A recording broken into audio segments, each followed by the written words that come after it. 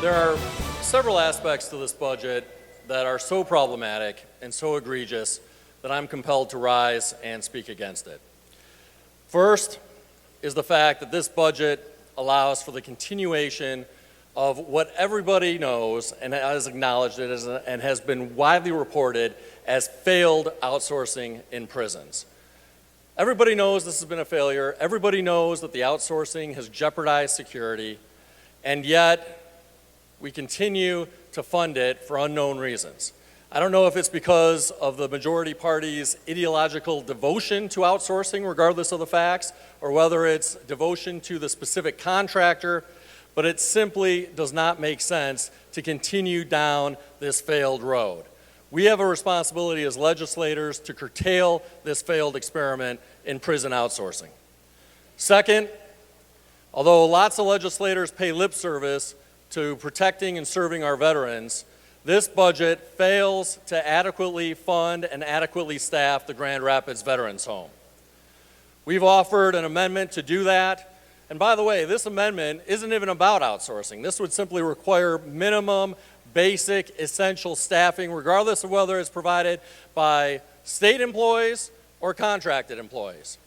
And yet, by refusing to adopt that amendment, this budget continues to underfund the Grand Rapids Veterans Home staffing arrangement and ultimately put disabled veterans in harm's way. That's unconscionable. Third,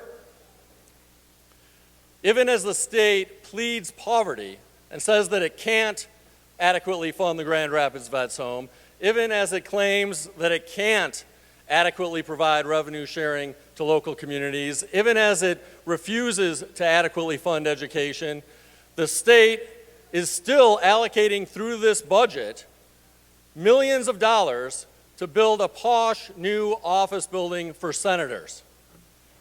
This is absolutely inexplainable.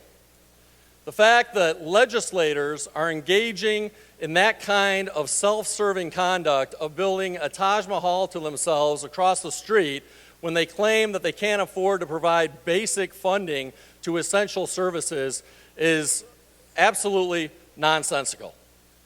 And speaking of self-serving, the most egregious aspect of this budget is that it continues to allow the governor to use taxpayer-funded dollars to fund his criminal legal defense fees.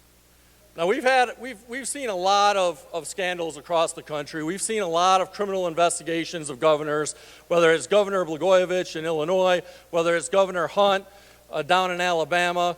And as terrible and egregious as their conduct was, at least they didn't have the gall to try to use hard-earned taxpayer dollars to fund their criminal defense attorneys.